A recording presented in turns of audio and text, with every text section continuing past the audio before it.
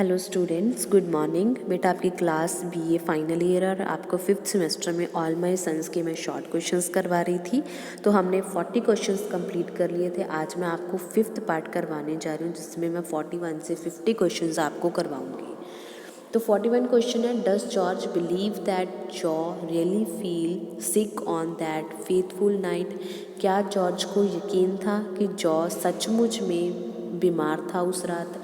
No, नहीं था। George suspect that Joe told a lie so that he could not be compare to come down in the factory. George को विश्वास नहीं था, उसको मतलब ये था कि जॉर्ज है जो झूठ बोल रहा है ताकि उसको कोई ये ना कहे कि वो फैक्ट्री में आए। He wanted to pass on the responsibility to Steve Dever. वो सारी रिस्पॉन्सिबिलिटी, सारी जिम्मेदारी किस पे डालना चाहता था? स्टीव डेवर पे। With this objective in he denied in the court that he made a telephone call to Steve Dever. तो इसीलिए वो कोर्ट में जाके कहता है कि स्टीव डेवर ने तो मुझको फ़ोन ही नहीं किया। क्यों? क्योंकि मैं उस दिन बीमार था। How does Chris react to George actions to Joe Keller? जब जॉर्ज जॉ कैलर पे ब्लेम लगा रहा था तो उस टाइम क्रिस ने क्या रिएक्ट किया?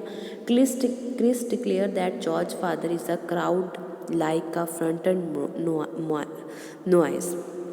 क्रिस कहता है कि जॉर्ज का जो फादर है वो एक क्राउड है, मतलब उसने ये गलत काम किया तो सज़ा भी मिलनी चाहिए। He has no arrange to confess his guilt. उसको अपनी गिल्ट है जो वो कन्फेस नहीं करनी चाहिए थी। He lack the guts to take the blame on himself. उसमें गट्स, हिम्मत ही नहीं थी कि वो अपना ब्लेम ले सके। मतलब उसने गलती किया तो उसको मान लेना चाहिए था। He likes to throw the blame on other. उसको दूसरों पे इल्ज़ाम लगाना आता है।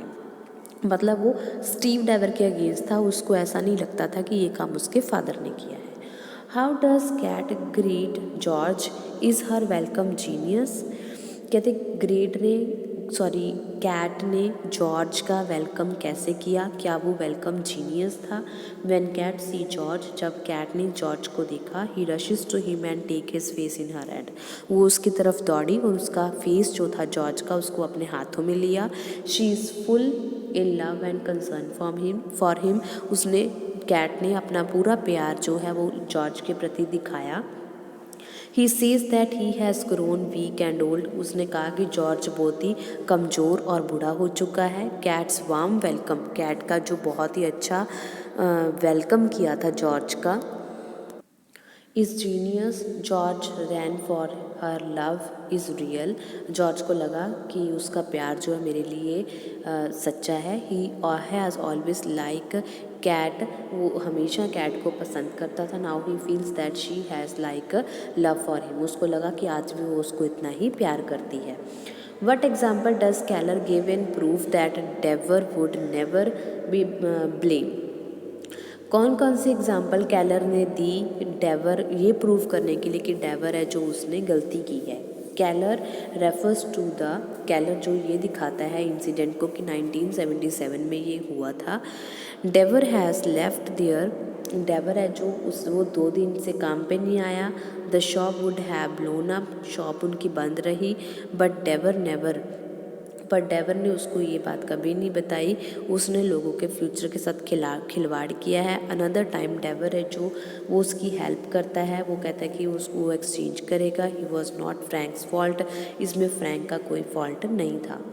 विच statement of Kate make George again? Kate ने ऐसा क्या कहा कि जॉर्ज को फिर से गुस्सा आ गया? George remarks that Joe Keller amazing the same. He has not changed Kate that Joe had not been laid up the with sickness in 15 days.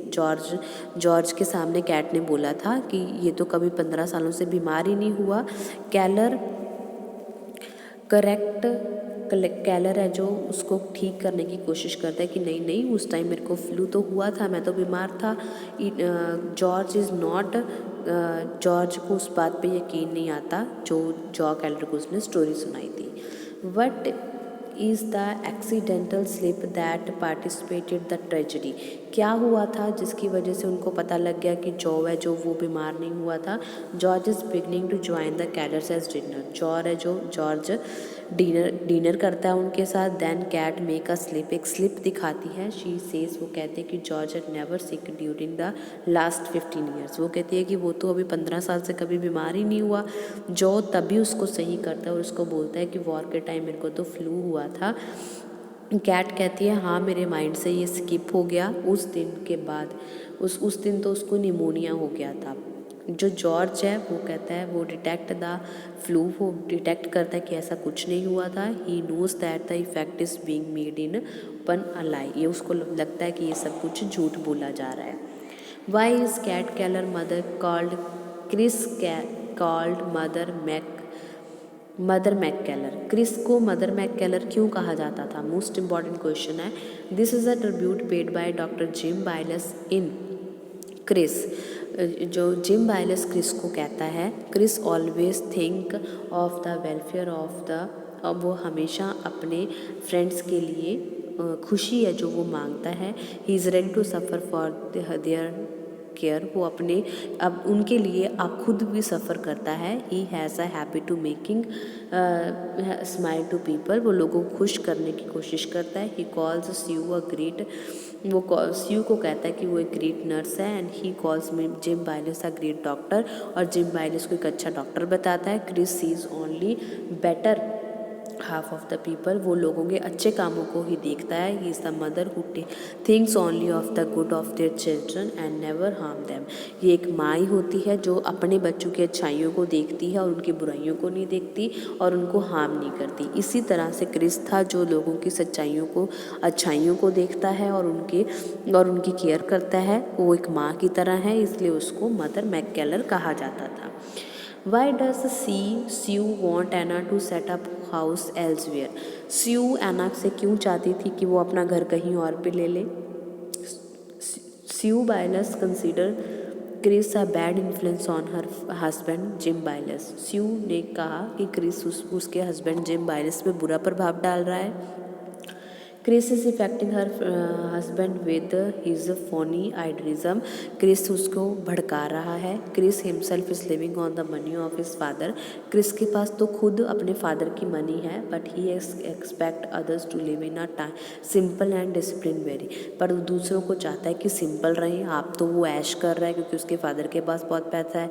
If Chris and Anna set up other house where, अगर वो दोनों यहाँ पर रहे, Jim is sure to become indifferent to his private practice, तो उसको sure हो जाएगा कि जिम में जो वो अपनी प्रैक्टिस को छोड़ देगा। And device is time to the unpaying research, और वो रिसर्च में लग जाएगा जिसको क्रिस कह रहा है करने को, जो कि अनपेइंग है, जिससे उनका घर नहीं चलेगा। Sue will be without all comfort, Sue जो है वो बिना सारे कम्फर्ट के रह जाएगी।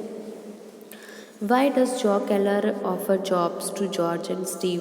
जॉ केलर जॉ और स्टीव को जॉब ऑफर क्यों करता है? Joe has a guilty conscience, अब उसको गिल्टी हो रही थी, पछतावा हो रहा था।